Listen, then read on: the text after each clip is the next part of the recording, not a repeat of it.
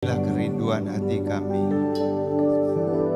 Biarlah setiap kami boleh menyenangkan hati-Mu setiap waktu. Biarlah kami boleh memuliakan dan meninggikan Engkau setiap waktu. Terima kasih buat hadirat-Mu di tempat ini. Terima kasih kalau Engkau sudah memberikan kelegaan kepada kami. Engkau sudah memberikan kekuatan bagi kami yang lemah. Engkau sudah memberikan kesembuhan bagi kami yang sakit. Engkau memberikan kami jalan keluar pada waktu kami tidak menemukan jalan keluar itu. Terima kasih Tuhan Yesus. Kami rindu bersama-sama untuk mendengarkan firman-Mu. Karena kami percaya firman-Mu adalah pelita bagi kaki kami, penerang bagi kehidupan kami. Terima kasih dari awal sampai akhirnya kami serahkan ke dalam tangan Tuhan. Engkau yang mengurapi setiap kami. Dalam nama Tuhan Yesus kami berdoa dan mengucap syukur. Sama-sama kita katakan, amin. Silakan duduk Bapak Ibu, saudara yang dikasihi oleh Tuhan. Saya ucapkan shalom bagi kita semuanya. Dan saya berdoa kita semua dalam keadaan yang sehat-sehat dan baik-baik saja. Bapak Ibu yang dikasihi oleh Tuhan, hari ini saya rindu untuk menyampaikan apa yang Tuhan kehendaki. Apa yang Tuhan akan kerjakan di muka bumi ini.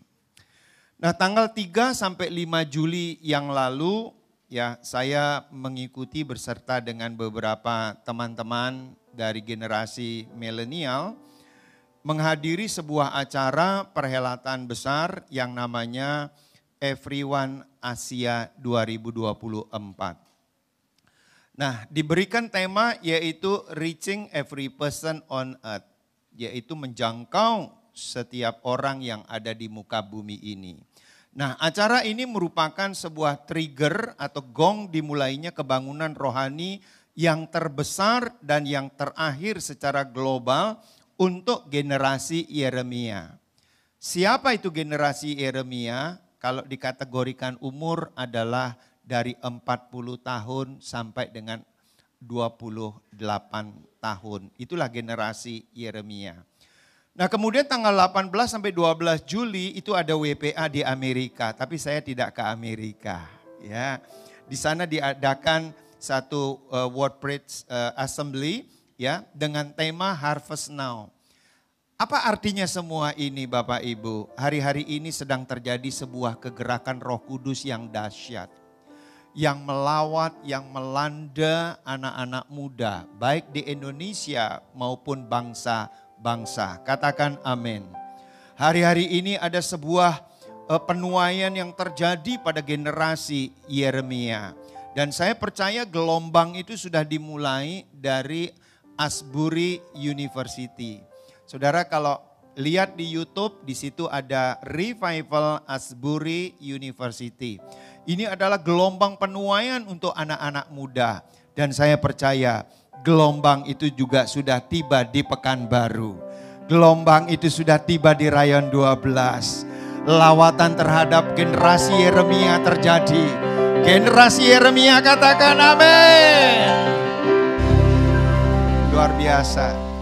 Nah, dari beberapa hari saya mengikuti begitu banyak hal yang saya dapat. Tapi untuk yang kedua saya akan berbicara jangan kehilangan fokus. Ya, don't lose focus. Saudara, tema khotbah saya dari pagi sampai sore ini berbeda-beda. Ya, pagi saya berbicara Yesus adalah untuk setiap orang. Jesus for everyone. Saudara percaya Yesus untuk semua orang? Bukan hanya untuk orang Kristen saja, tapi untuk semua orang. Karena semua orang memerlukan anugerah keselamatan. Tapi di sesi yang kedua saya akan berbicara jangan kehilangan fokus. Don't lose focus. Dan nanti di sesi yang ketiga saya akan berbicara menjangkau semua orang di bumi. Nah, mari kita akan belajar dari apa yang dikatakan oleh Rasul Paulus kepada jemaat di Filipi. Boleh dilanjutkan firman Tuhannya. Filipi pasal yang ketiga ayat 12 sampai dengan 14. Mari kita baca sama-sama firman Tuhan ini. 2, 3. Bukan seolah-olah aku telah memperoleh hal ini atau telah sempurna, melainkan aku mengejarnya kalau aku dapat juga menangkapnya. Karena aku pun telah ditangkap oleh Kristus Yesus. Saudara-saudara, aku sendiri tidak menganggap bahwa aku telah menangkapnya, tetapi ini yang kulakukan. Aku melupakan apa yang telah di belakangku dan mengarahkan diri kepada apa yang di hadapanku dan berlari-lari kepada tujuan untuk memperoleh hadiah, yaitu panggilan sorgawi dari Allah dalam Kristus Yesus. Katakan amin. Firman Tuhan ini berbicara tentang fokus, saudara. Paulus tidak lagi dia menoleh ke belakang. Dia tidak mengingat lagi ke belakang. Tetapi dia mengarahkan ke depan. Yaitu apa? Fokus. Karena pada waktu itu jemaat di Filipi mengalami satu goncangan. Kalau boleh saya katakan ya kira-kira mirip lah seperti sekarang ini. Ya terjadi goncangan A, goncangan B, goncangan C yang akhirnya mengarah kepada pikiran duniawi. Nah, oleh sebab itu Paulus memberikan nasihat kepada jemaat di Filipi agar mereka fokus melakukan kebenaran sejati di dalam firman Tuhan. Saudara, apa artinya? Sederhana. Kalau kita menghadapi goncangan, fokuslah dengan kebenaran. Fokuslah dengan firman Tuhan. Janji-janji Tuhan. Janji Tuhan ya dan amin. Kalau dia berjanji, dia pasti menepati janjinya. Katakan amin. Saudara, hari-hari ini fakta membuktikan banyak orang kehilangan fokus karena ada masalah yang datang silih berganti. Seperti apa? Saudara, selama masa pandemik, apa yang terjadi dengan banyak orang? Banyak orang mengalami kegagalan. Banyak orang rencananya berantakan. Banyak orang mengalami ketakutan, kecemasan. Banyak orang mengalami depresi. Setelah COVID selesai, apakah seluruhnya selesai? Belum ternyata, saudara. Pasca pandemik itu masih terasa, saudara. Apa contohnya? Contohnya banyak perusahaan yang makin lama, makin banyak yang ditutup, saudara. Banyak orang-orang pekerja itu yang mengalami PHK. Walaupun di lain pihak ada juga usaha-usaha yang baru muncul. Bisnis yang baru muncul. Startup bisnis itu muncul, saudara. Tapi faktanya seperti itu. Belum lagi ditambah dengan krisis global yang terjadi hari-hari ini. Baik krisis ekonomi, krisis sosial, krisis politik, krisis pangan itu muncul bukan hanya di Indonesia. Tapi juga ke berbagai negara. Cuaca yang ekstrim, saudara. Peperangan dan semuanya ini membuat banyak orang tidak fokus. Sebab itu Tuhan mengingatkan kita kembali fokus. Katakan fokus. Kemudian ada lagi, itu tadi yang saya sebutkan adalah faktor-faktor eksternal, saudara. Sekarang internalnya apa? Rasa takut, rasa khawatir, resah itu masih menghantui banyak orang, saudara. Begitu didengar aja, saudara, bahwa di kota yang lain atau di Singapura begitu atau di Malaysia ya. Hari ini di Mandarin dilayani oleh Pastor Geoff, saudara. Beliau adalah wakil gembala dari GT Lim, dari daerah Kuching yang ada di Malaysia sana. Saya tanya, apakah COVID masih ada? Oh masih, itu sebabnya kami masih menggunakan masker. Hanya bedanya kalau dulu ada karantina, sekarang tidak ada karantina. Kalau dulu ada di blok seperti itu masing-masing daerah, tapi sekarang tidak. Nah, saudara yang dikasihi oleh Tuhan, ada rasa takut, rasa khawatir, rasa resah yang masih terjadi kepada banyak orang. Dan itu sanggup atau berpotensi mengalihkan perhatian saudara. Dan mulai mereka kehilangan fokus. Saudara, orang-orang yang mulai kehilangan fokus pada umumnya dia mulai bingung saudara. Kemudian bimbang, mulai kehilangan iman serta pengharapan kepada Tuhan Yesus. Coba cek, apakah aku mulai bingung enggak ya? Ada yang mulai bingung di tempat ini? Saya berdoa tidak saudara. Kalau mulai bingung itu artinya satu perasaan atau suatu pertimbangan yang mulai mengalihkan fokus kita, saudara. Resah, khawatir, saudara. Bagaimana ya 1 tahun ke depan, 2 tahun ke depan. Membuat kita resah, membuat kita khawatir, saudara. Nah, saya ambil dari satu quotation yang mengatakan begini. Orang-orang yang berhasil dan beruntung serta berdampak adalah mereka yang selalu mengusahakan dan memperhatikan supaya hidupnya tetap apa saudara? Fokus. Saudara, yang namanya hambatan, rintangan, tantangan, gangguan, goncangan itu bisa terjadi dalam hidup kita. Betul Bapak Ibu? Ada di sini yang tidak pernah tergoncangkan?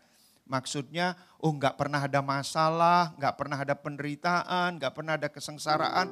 Pokoknya dari baru lahir sampai setua sekarang itu datar aja hidupnya. Saya kira tidak ada yang begitu. Banyak tantangan. Bahkan banyak penundaan-penundaan yang terjadi di dalam hidup kita. Kita berharap besok itu berhasil, gak taunya baru tahun depan berhasil saudara. Kita berharap tahun ini kita berhasil, tahu-taunya 2 tahun lagi baru berhasil. Banyak penundaan-penundaan yang terjadi. Dan penundaan itu adalah salah satu faktor yang berpotensi mengalihkan fokus kita. Apalagi penundaannya lama gitu saudara. Ya cari jodoh enggak ketemu-ketemu jodohnya. Lama sekali ketemu saudara. 10 tahun kemudian baru ketemu saudara. Penundaan ini membuat dia kehilangan fokus, kehilangan gairah untuk berdoa, kehilangan gairah melayani, kehilangan gairah untuk dia mengasihi Tuhan, saudara. Kenapa? Itu tadi. Betul enggak, saudara? Berapa banyak orang-orang Kristen yang sudah berhenti berdoa? Berapa banyak orang-orang Kristen yang sudah mulai beralih keyakinan, saudara? Berapa banyak orang Kristen yang terus pindah-pindah gereja saudara. Mungkin dipikir gereja A atau gereja B Tuhan Yesusnya berbeda saudara. Sama Tuhan Yesusnya ternyata saudara. Berapa banyak? Kenapa? Karena motivasinya. Mungkin di sana ketemu dengan keberhasilan. Di sana mungkin pindah juga. Tidak ketemu lagi dengan keberhasilan. Pindah lagi ke tempat yang lain. Saudara, kalau belum waktunya Tuhan, maka Tuhan itu sejatinya ingin menguji kita, saudara. Apakah kita masih tetap setia kepadanya? Nah, saya suka dengan yang namanya quotation tadi. Orang yang berhasil dan beruntung serta berdampak adalah mereka yang selalu mengusahakan dan memperhatikan supaya hidupnya apa? Tetap fokus. Rintangan, tantangan, masalah apapun terjadi, dia tetap fokus, saudara. Apa artinya fokus? Fokus artinya tidak mendua hati. Dia tetap yakin apa yang menjadi tujuannya akan terjadi, tercapai. Katakan amin saudara. Melihat dengan jelas karena dia punya visi. Saudara, di awal kebaktian itu ada sambutan welcome home berupa video singkat. Saudara, di situ dapat menyaksikan bagaimana visi dari gereja kita ini. Yaitu menjadi gereja yang berkarakter Kristus serta berdampak bagi sesama. Kemudian itu kualitatifnya, kuantitatifnya apa saudara? Yaitu apa? Membangun 100 gereja lokal dan dampaknya terhadap pertumbuhan jiwa-jiwa 20.000 jiwa saudara. Saudara, tantangan ada enggak untuk mencapai itu? Banyak kali. Ya, batu kali itu saudara. Banyak kali tantangannya. Tantangan A, tantangan B, tantangan C, tantangan D saudara. Tapi saya melihat dengan visi Tuhan itu akan terjadi saudara. Tapi kapan terjadinya? Saya percaya melalui sebuah proses. Berapa banyak di antara saudara dan saya di tempat ini yang setiap waktu pertumbuhan rohaninya signifikan. Pertumbuhan rohani saudara dan saya membuktikan kita terus bertumbuh menjadi seperti siapa? Yesus. Dulu suka marah-marah, sekarang lebih sabar. Dulu suka bohong, sekarang sudah tidak bohong lagi. Dulu pemalas, sekarang jadi rajin. Dulu pelit, sekarang menjadi apa? Pemberi. Itu sebuah perubahan yang signifikan saudara. Karena untuk kita bisa berdampak bagi sesama, itu membutuhkan sebuah perubahan. Yang mengerti katakan amin. Saudara, dunia tidak bangga dengan kehebatan pelayanan kita. Dunia tidak bangga dengan apa yang kita hasilkan saudara. Tapi dunia itu membutuhkan saudara dan saya, buah dari kehidupan kita. Kalau kita sebagai orang-orang Kristen, mengaku Yesus sebagai Tuhan dan Juru Selamat, yang diharapkan oleh dunia, adakah buah Roh Kudus itu nampak di dalam diri kita? Itu yang bisa dinikmati. Saudara boleh menanam ribuan pohon, tapi kalau nggak ada buahnya, orang nggak bisa nikmati. Nanam pohon mangga yang tumbuh cuma daunnya saja. Nanam pohon sawit yang tumbuh cuma daunnya. Buah sawitnya nggak ada. Saudara sebagai petani sawit itu langsung kepalanya dipegang begini. Aku sudah berinvestasi miliaran. Tapi yang tumbuh cuma daun saja. Buahnya tidak ada sama sekali. Aku nanam pohon mangga di rumah. Nanam pohon jambu di rumah. Sudah 5 tahun ku tanam. Tidak muncul-muncul buahnya. Dunia membutuhkan buah. Bukan besarnya daripada pohon itu saudara. Tapi butuh buah. Sama dengan kita. Dunia tidak penting tahu berapa lama kita jadi orang Kristen. Berapa hebat pelayanan kita. Sudah sebesar apa gedung gereja yang kita bangun. Sudah berapa banyak gereja yang kita bangun. Saudara, dunia tidak pusing itu. Yang dunia penting adalah apakah orang-orang Kristen menghasilkan buah Roh Kudus. Begitu kita datang kepada orang-orang dunia, dia nyaman dengan kita. Karena kita sabar, kita empati, kita murah hati, kita suka mengampuni saudara. Dia nyaman dengan kita. Bukan sebaliknya, begitu kita datang, mereka berkata, datang lagi kamu, datang lagi. Kamu datang selalu buat keributan di tempat ini. Saudara, itu buah yang tidak diharapkan oleh dunia. Yang mengerti katakan amin. Jadi saya melihat dengan jelas ke depan ini saudara. Seperti apa gereja ini saudara. Kemudian apa? Arti fokus adalah memusatkan perhatian. Memusatkan tenaga, memusatkan pikiran, dan memiliki satu sasaran saja. Tadi saya sudah sampaikan, gereja ini tidak banyak sasaran. Gereja ini punya sasaran apa? Setiap saya dan saudara menjadi seperti Yesus Kristus.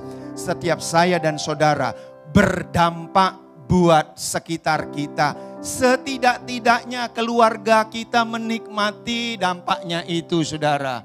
Tetangga-tetangga kita menikmati dampaknya itu. Yang mengerti katakan amin. Saudara, kami tinggal itu sangat heterogen. Ya, di kampung saya tinggal, Jalan Baktisari, itu heterogen.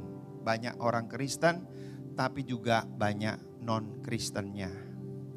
Nah, kalau hari Idul Adha, saudara, itu dari kelompok mereka mendatangi kami. Pak, beberapa hari lagi kami akan melakukan hari raya Idul Adha. Apakah Bapak mau nyumbang? Oh ya, saya sumbang, saudara. Walaupun tidak besar. Nah, nanti kalau sudah pas hari hanya, saudara, itu nama-nama saudara diumumkan di masjid, saudara. Pendeta Gede Widiada, nyumbang kepala sapi misalnya, saudara. Karena nilainya cuma sekepala itu, saudara, kan. Ada nyumbang kakinya, kan begitu, saudara. Artinya apa? Saya diterima di dalam lingkungan yang non-Kristen. Jangan sampai warga kampung kita menganggap kita adalah warga aneh dari planet lain, saudara. Diajak kerja bakti nggak bisa. Diajak kerjasama nggak bisa. Diajak arisan nggak bisa. Alasannya Senin kur, Selasa kul, Rebo doa, Kemis apalagi, sampai hari Minggu lagi terus acara di gereja. Apa yang terjadi dengan lingkungan kita? Ini makhluk dari luar angkasa. Terus saudara bela diri kan? Bener Pak Gede, saya posisinya di muka bumi pendatang dan perantau. Pakai firman Tuhan lagi, saudara. Justru kalau kita sebagai pendatang dan perantau, kita mau membuktikan dari mana kita berasal. Kita berasal dari kerajaan sorga. Maka nilai-nilai kerajaan sorga itu harus diterapkan di masyarakat. Amin. Mesti begitu, saudara. Kita selalu mengutip ayat, tetapi kita tidak menerapkan itu. Saya berasal dari kerajaan sorga, di bumi ini hanya tinggal sementara. Ya, pendatang dan perantau. Justru kita sebagai perantau dan pendatang, kita membuktikan nilai-nilai kerajaan sorga. Nah, kita akan lanjutkan. Sekarang apa yang menjadi fokus orang percaya?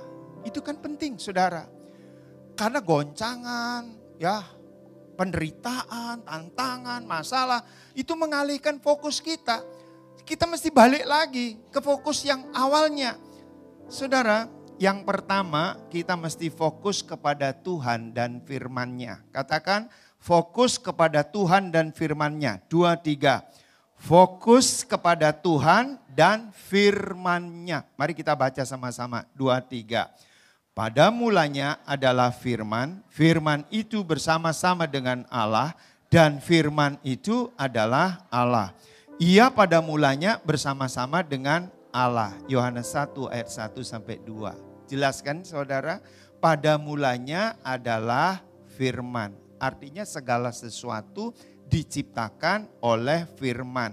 Dan firman itu bersama-sama dengan Allah. Artinya dia sendiri adalah Allah dan firman itu adalah Allah. Jelas. Jadi fokus kita walaupun ada goncangan macam-macam, fokus kita adalah kepada Tuhan dan firman-Nya. Jelas sekali saudara.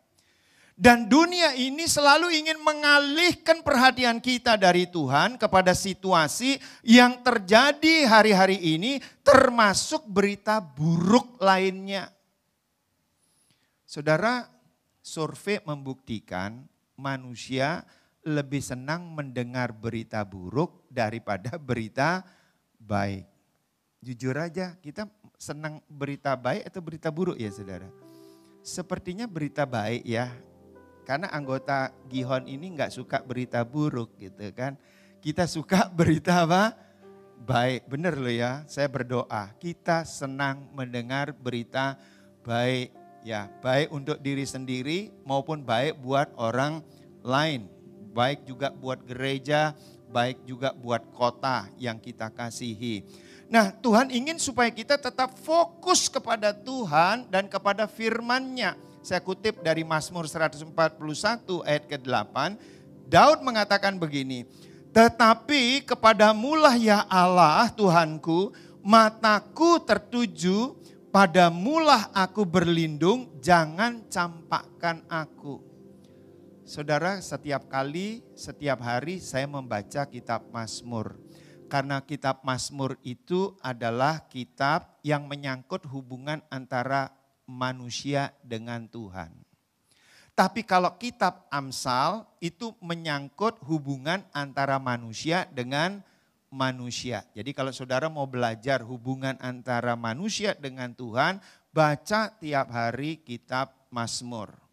Tapi kalau mau menyangkut hubungan antara manusia dengan manusia, baca kitab Amsal. 2 kitab ini baca setiap hari. Selain 2 kitab ini saudara tambahkan Perjanjian Lama dan Perjanjian Baru untuk melengkapi. Nah, saudara yang dikasih Tuhan, Raja Daud yang penuh dengan kekuasaan, yang hartanya banyak, tapi goncangannya juga besar, berkata, Tuhanku, mataku tertuju padamulah, aku berlindung, jangan campakkan aku. Bisa satu pujian, mataku tertuju padamu,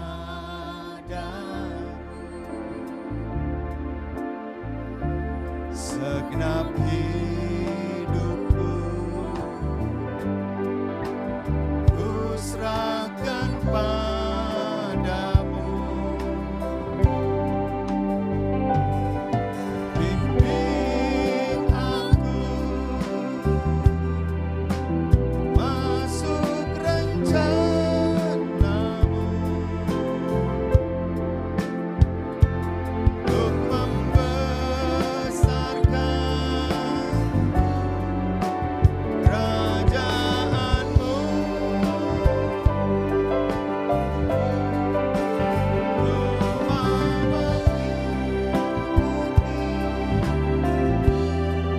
untuk kehendakmu ya Bapa.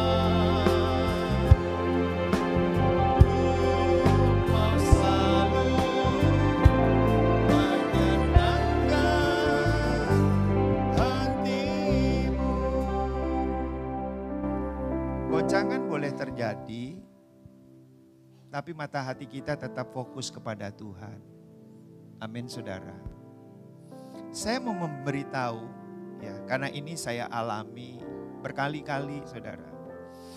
Sampai saya mendapatkan satu formatnya begini ya. Kalau mata hati saudara dan saya fokus kepada Tuhan, maka Tuhan sanggup untuk memberi kekuatan kepada kita.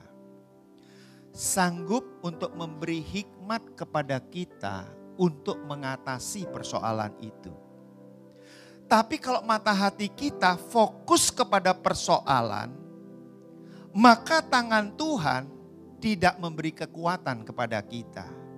Makin hari persoalannya kita akan melihat semakin apa? Besar. Jadi kalau persoalan kita lihat semakin besar, maka kuasa Tuhan yang hebat itu akan kelihatan makin apa? Kecil. Sama dengan ilustrasi begini. Ketika saudara dan saya mengangkat tangan, maka Tuhan yang turun tangan. Itu. Jadi formatnya ini saya dapat. Ketika ada goncangan datang, saya langsung fokus mata hati saya sama Tuhan. Kadang ada orang yang membela diri begini ya saudara.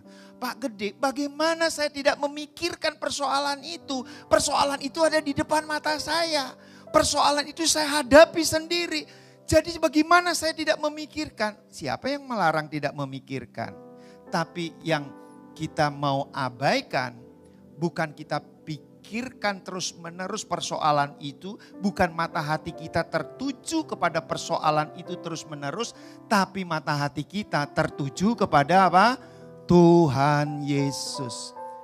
Jelas ya Bapak Ibu? Tuhan dan firman-Nya. Karena firman itu adalah Allah sendiri. Jelas-jelas dikatakan seperti itu. Ada banyak orang berkata begini, oh saya sangat mengasihi Tuhan, tapi saya tidak mau baca firman Tuhan. Lah ini aneh saudara, karena firman itu adalah Allah. Jadi kalau kita mengasihi Tuhan, maka kita juga mengasihi firman-Nya. Dengan cara apa? Dengan cara melakukan perintah-perintahnya. Yang ngerti katakan amin. Yang kedua, apa yang mesti kita fokus hari-hari ini saudara? Fokus kepada talenta dan keunggulan yang diberikan oleh Tuhan. Yuk kita baca sama-sama 2-3. Fokus kepada talenta dan keunggulan yang diberikan Tuhan. Setiap kita punya talenta, setiap kita punya keunggulan, dan masing-masing kita punya talenta dan keunggulan yang sangat beragam. Betul Bapak Ibu? Karena Bapak Ibu dan saya diciptakan unik oleh Tuhan. Tidak ada satupun yang sama. Kadang-kadang si kembar pun juga berbeda talenta dan berbeda keunggulan. Yuk kita baca sama-sama Matius 25 ayat 15 sampai 18. 2-3. Yang seorang diberikannya 5 talenta, yang seorang lagi 2, dan yang seorang lagi 1. Masing-masing menurut kesanggupannya. Lalu ia berangkat, segera pergilah hamba yang menerima 5 talenta itu. Ia menjalankan uang itu lalu beroleh laba 5 talenta. Hamba yang menerima 2 talenta itu pun berbuat demikian juga dan berlaba 2 talenta. Tetapi hamba yang menerima 1 talenta itu pergi dan menggali lubang di dalam tanah lalu menyembunyikan uang tuannya. Masing-masing kita diberikan talenta dan keunggulan yang beragam. Di sini dikatakan setiap orang itu diberikan talenta yang berbeda oleh tuannya. Ada 5 talenta, ada 2 talenta, ada 1 talenta. Saudara, kita tidak bisa iri dengan orang yang menerima talenta lebih dari kita. Kenapa? Karena Tuhan yang memberikan itu menurut kesanggupannya. Tuhan yang tahu keunggulan kita. Tuhan yang tahu talenta kita. Nah, saya mau menggambarkan begini ya. Ini menjadi bahan perenungan kita. Sebelum masuk ke sini, tidak ada di PowerPoint. Talenta adalah ukuran timbangan di Timur Tengah pada zaman Alkitab. Jadi sebesar 3.000 sikal atau sekitar 34 kilogram. Jadi 1 talenta itu sebesar 3.000 sikal atau sekitar 34 kilogram. Jadi sesuatu yang sangat berharga ya. Dalam zaman perjanjian baru 1 talenta merupakan ukuran jumlah uang yang sangat besar nilainya. Yaitu 6.000 dinar.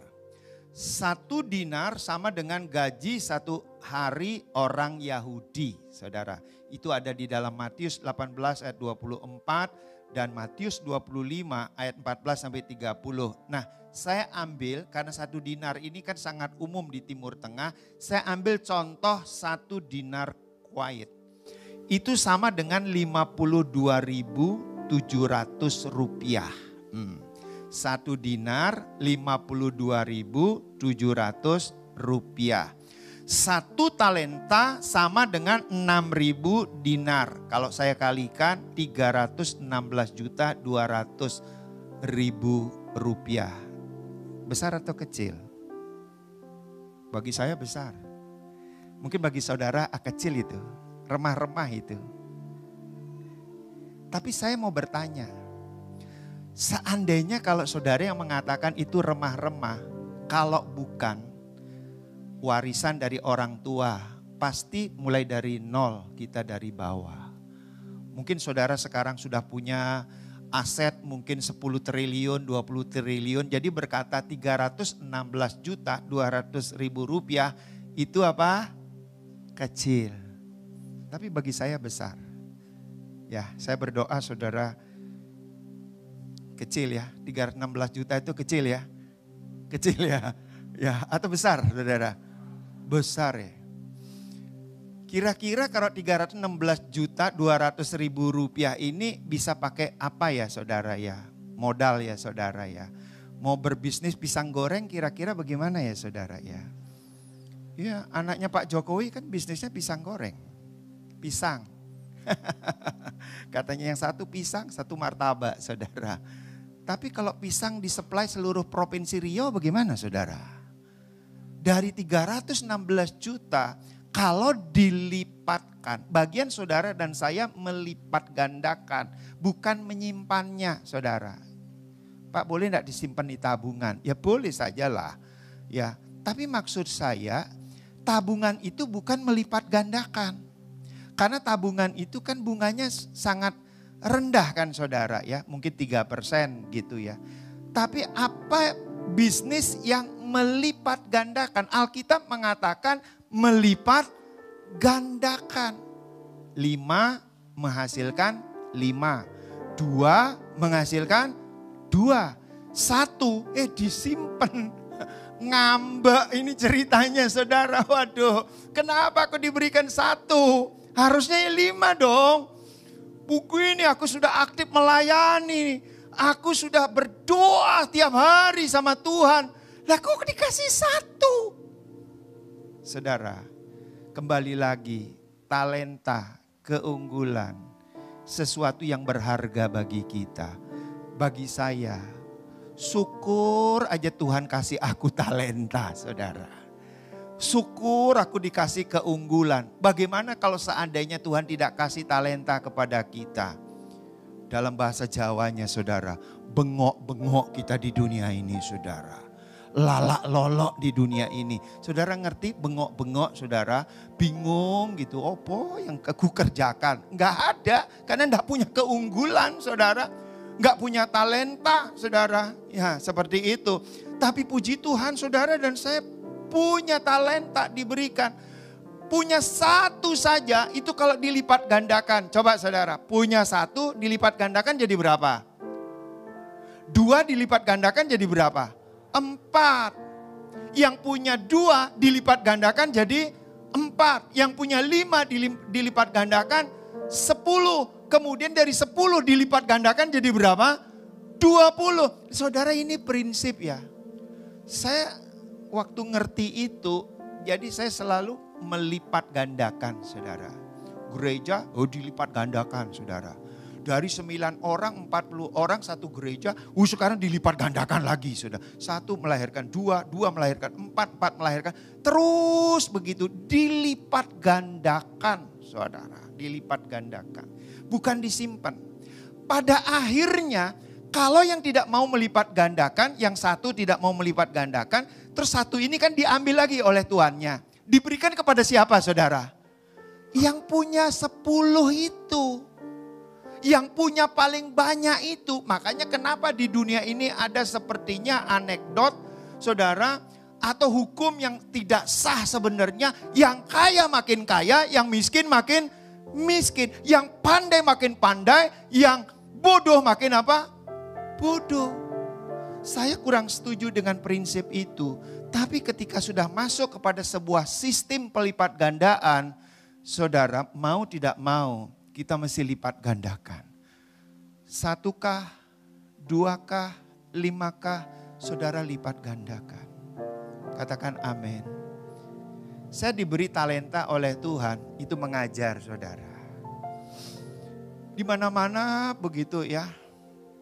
Ya sekolah, STT, universitas. Pak Gede mengajarlah ke sini Pak, mengajar ke sini. Saudara saya ngajar di STT Bethel Petamburan. Ya mengajar S2 dan S3. Ngajar 1 STT saja, itu waktu saya sudah habis. Saya punya tanggung jawab selain mengajar. Yang utama tanggung jawab mengembalakan GBI Gihon Rayon 12 Seriau ini saudara. Itu tanggung jawab utama saya. Mengajar itu adalah aksesorinya, tambahan dari Tuhan. Ya karena kamu setia terus mengembalakan, ini tak tambah 0 lagi. Tambahkan mengajar. Begitu STT yang lain mengajak, Pak Gede kesinilah mengajar lagi. Stop, berhenti karena itu bukan tanggung jawab utama saya.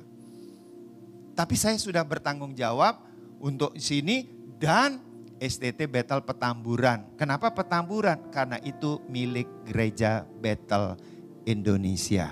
Di mana saya bernaung di sana. Sampai di situ mengerti ya saudara ya. Nah contohnya kalau saudara diberi talenta, keunggulan, olahraga.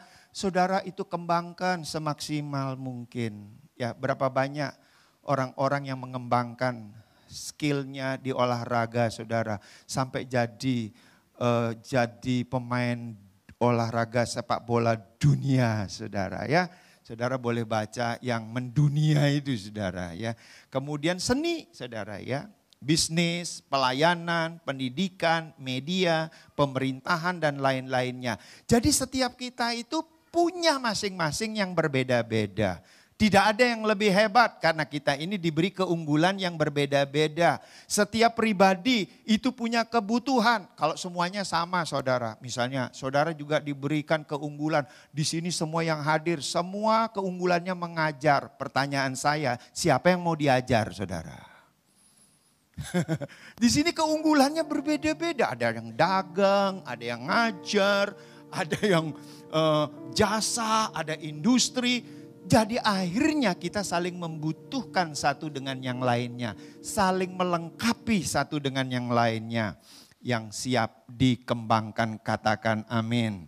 Yang siap untuk bermultiplikasi katakan amin.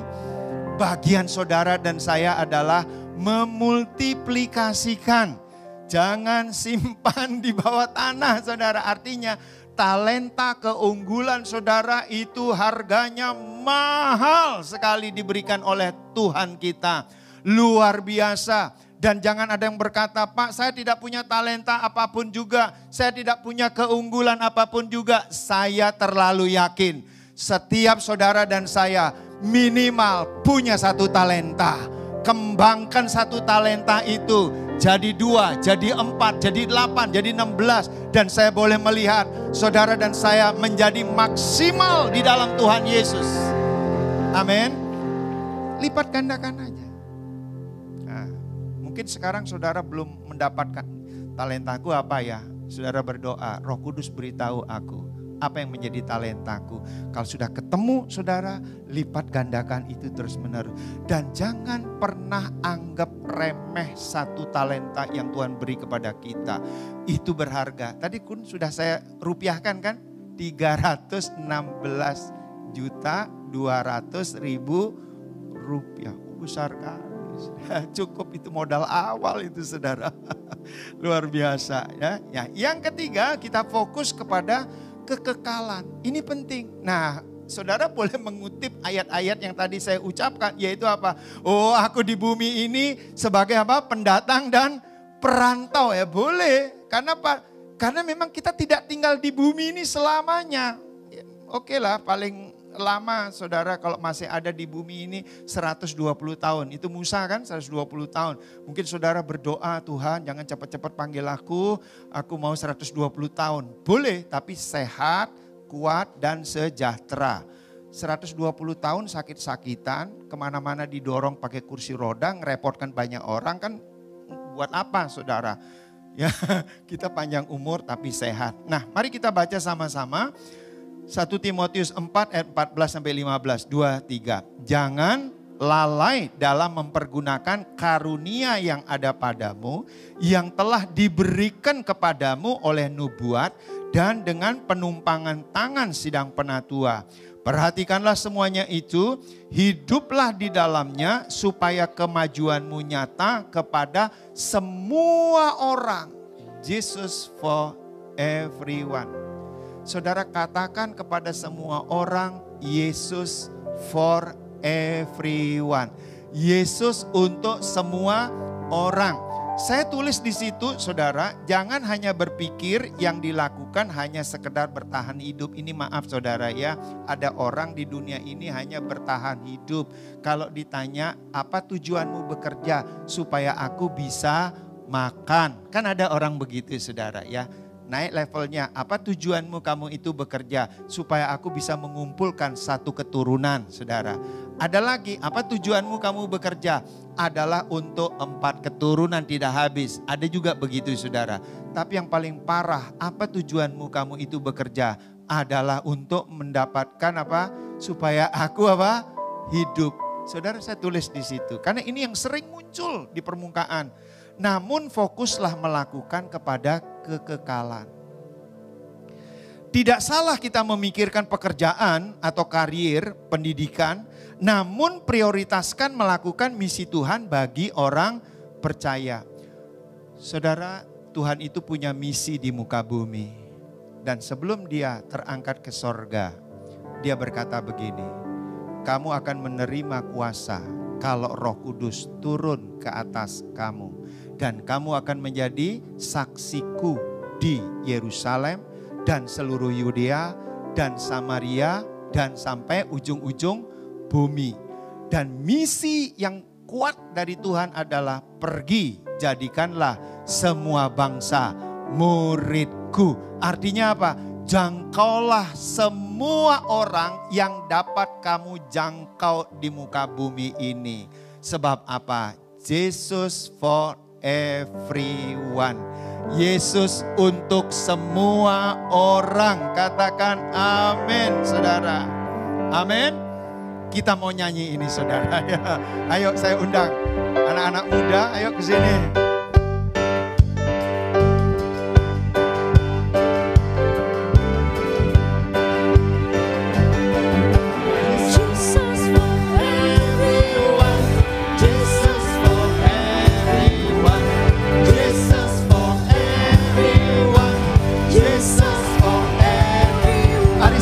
Makin berdiri, saudara. Jesus for everyone. Jesus for everyone. Jesus for everyone.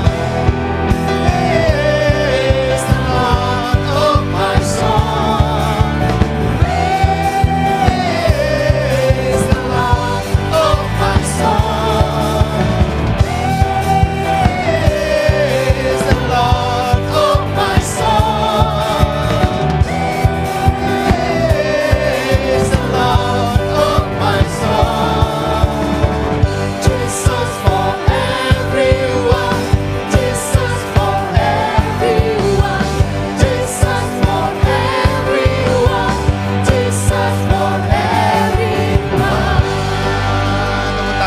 Tuhan Yesus kita. Mari sama-sama katakan Jesus for everyone. 2, 3. Jesus for everyone. Sekali lagi Jesus for everyone. Silakan duduk Bapak Ibu yang dikasih Tuhan.